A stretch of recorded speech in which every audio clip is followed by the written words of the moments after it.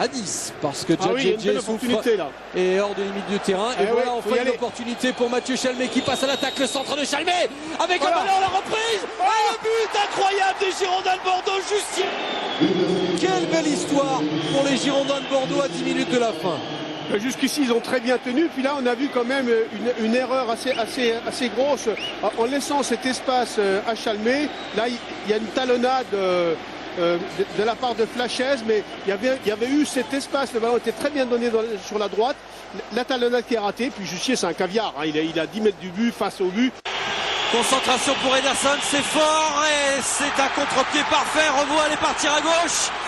Il l'a mise à droite, même si Christophe Revaux se plaint d'avoir été victime d'un temps d'arrêt. Voilà, un bon sujet pour les consultants arbitres. C'est le temps d'arrêt. C'est le temps d'arrêt, oui. Un bon sujet pour les consultants arbitres de Canal+ Football Club et des spécialistes. Qu'est-ce qui est permis et qu'est-ce qui n'est pas permis pour un tireur de pénalty.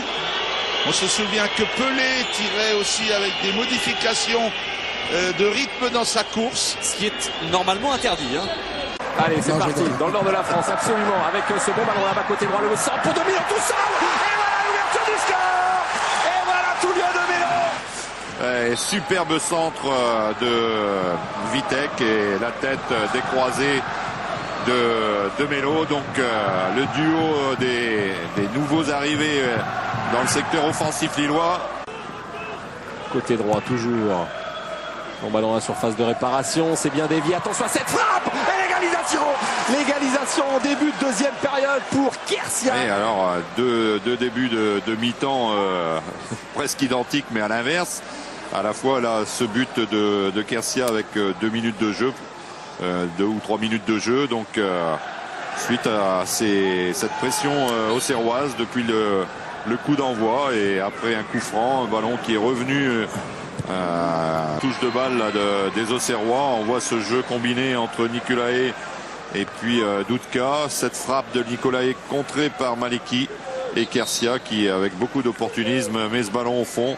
Donc très très bien joué. On voit ce 1-2 avec Benoît Pedretti entre Nicolae et Pedretti. Cette petite frappe du pointu de Nicolae en bon buteur qu'il est. Et derrière. Pour les poteaux, c'est dévié. Personne pour reprendre au deuxième. Frappe. L'égalisation sur cette frappe du jeune Hazard. Très belle frappe, pleine d'opportunisme. Un ballon croisé sur lequel Rémi Rioux, un peu masqué au départ, est battu.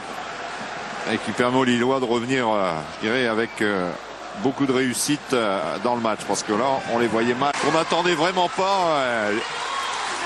Auxerre mené encore 2-1 pratiquement à la 90e minute. Et là ils vont emporter le match à 3-2. On voit ce centre dévié par le gardien, sorti par Adama Koulibaly et sur lequel on voit qui arrive à centrer. Ouais. Et de Mélo. Une Desmiro de la surface de réparation maintenant, le centre. Oh, but. Et le but qui est de Rafik Saifi. Un bon ballon dans le couloir droit sur un appel de Gamero qui fixe le cas et qui réussit avec un coup de rein à l'éliminer, qui s'entre en retrait pour Saifi qui est seul démarqué. On est un petit peu en retard là côté Canet au niveau des défenseurs et ça permet à Lorient d'ouvrir le score. Et ce n'est absolument pas injustifié puisque depuis quelques minutes les Lorientais avaient quand même pris pas mal d'initiatives. On les sentait mieux en jambes et ça s'est trouvé confirmé avec ce but. Et ça réussit avec le contre favorable, il va pouvoir remettre en retrait. La frappe de Derouin. La frappe de Derouin. L'égalisation Canet. Mais oui. Joué lui aussi aux avant-postes. Quel coup de fusil également de Derouin. Parce que vraiment, bon, la frappe de Titi Derouin est magnifique. Mais quel travail pour Gomis qui a pris le ballon dans le rond central. Absolument, qui a accéléré, qui a éliminé 3 défenseurs. Et cet équilibre parfait de Derouin. Qui va tenter de donner l'avantage aux Canaries. Bagayoko qui marque 1-0 pour le Football Club de Nantes. prend son temps, Bakayoko, il attend que justement Pinto prenne le côté et il a mis côté opposé, il enroule bien son ballon de l'intérieur. Il y a tout dans ce ballon, il y a de la puissance et surtout l'efficacité, et puis ça permet d'ouvrir le score. Et ça permet de souffler un petit peu pour Elie Baup, même s'il va rester quand même très... Babovic qui garde la balle, cherche une solution, il frappe, Babovic est repoussé.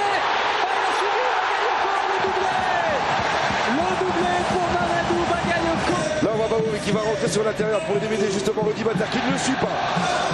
Il le laisse le champ limite, en plus il place ses appuis. Derrière, Babovic qui déclenche une frappe, il est quasiment arrêté. Nicolas Pinto ne peut que la détourner. Et là, l'opportunisme de Bakayoko et la naïveté aussi de David Ducourdiou qui reste un petit peu bloqué. Et ben ça fait deux. La même mise sur l'entrejeu. Moulungi qui est passé. Oh, le beau slalom de Moulungi. C'est récupéré. Le but. Et le premier but pour le GC Nice avec cette terrible faute. Il récupère le ballon et là qu'est-ce qu'il fait avec sa patte gauche? Eh bien il perd fort, il joue comme un véritable attaquant, le centre est bon. Et là, oh là là, c'est vraiment... Là par contre c'est une erreur de débutant. Mais qu'est-ce qu'il joue bien Emerson Faé. Il arrive, il ouvre le... Je vous confirme qu'il y a bien un jeu. Qu'est-ce qu'il manque? Qu'est-ce qu'il faut faire de plus pour revenir dans le match? Oh, attention à cette occasion, Rémi. Et le deuxième. Oh là là, au moment où Yves Bertucci, au moment où ils s'attendaient le moins. Mais que cette défense, elle est friable. Et là, ce qu'il y a de génial, vous voyez, comme il la met bien, Rémi Bélin, il s'impose physiquement. Donc tout à l'heure, ça a certainement servi de se faire bouger à plusieurs reprises. Regardez, il fait la différence. Il s'arrache et Géder ne peut plus revenir. Avec Coutadeur, oh c'est vicieux ça. Oh oui, il y a but. Et Monsieur Gauthier, Dumont le disait, les morceaux qui reviennent vite dans le match. Oh qu'il est curieux ce ballon. Ouais, il est curieux parce qu'il est, voilà, il est dévié sur l'épaule. Je crois que les deux joueurs sont à la lutte et encore une fois, eh bien, il y avait eu des shots alertes hein, sur le but niçois. Ouais, est-ce que c'est pas David Elbuy d'ailleurs qui marque peut-être du derrière de la tête? Est-ce qu'on va mieux le voir là? Oui, c'est le dos. Gervinho, fausse piste et maintenant le décalage, le centre levé. Le poteau, l'égalisation. L'égalisation du Mans. C'est l'égalisation pour le Mans. Et qu'est-ce que c'est bien fait encore avec ce bon ballon qui est dévié certes au second poteau. On pense qu'il n'y a pas but avec le poteau et derrière il arrive, il est seul. Et il reprend du pied gauche, encore de la passivité, je crois que... C'est Maïga qui touche le poteau de la tête. Exactement, et là sous la... Dabo. Dabo qui rentre dans la surface, prend sa chance. Oh, quel but assez exceptionnel. Mamadou Dabo en relais avec Matuidi. Ouais, c'est une super prise de risque parce que il est quand même très loin du but. C'est un but magnifique. Hein. Là, il arrive à échapper au tacle de Julie. Il frappe, le ballon est pris de l'extérieur. Lambro la touche, mais elle va se mettre juste au ras du poteau. Et puis d'abord, il ne revient presque pas lui-même tellement il est content. Mais c'est en tout cas hyper bien joué. De faire flotter le ballon, ça va être un coup franc en force. Gignac, c'est parti. Et c'est là la lucarne comme face au havre. Oui, magnifique coup franc de Gignac, côté ouvert. Je le disais tout à l'heure, il ne pouvait pas faire flotter le ballon. Magnifique coup franc dans la lucarne. C'est la première occasion franche toulousaine. Elle fait mouche, l'état de confiance des Hauts-Garonnais révélé donc dans cette action 1-0. Buteur lors de la première période, André-Pierre Gignac, le contre-pied parfait. C'est un doublé pour l'attaquant toulousain. Et beaucoup de sang-froid, il décide d'ouvrir son pied. Une grosse sécurité dans sa frappe de balle. Thierry Richard qui décide de partir côté droit. La confiance de l'attaquant. Toulouse était malmené. Le corner frappé au premier poteau.